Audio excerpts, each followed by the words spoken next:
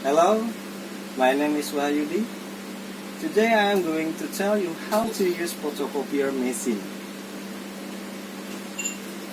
Okay, there are the things that we need. The first thing that is photocopier machine, and the second one is the document.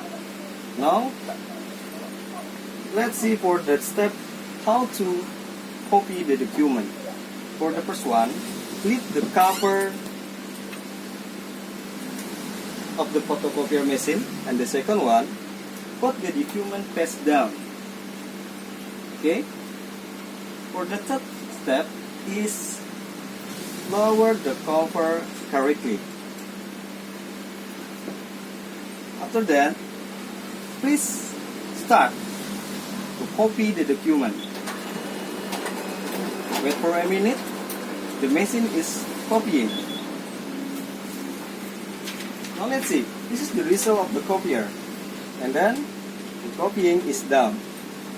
I hope this help you to use the photocopier machine. Thank you.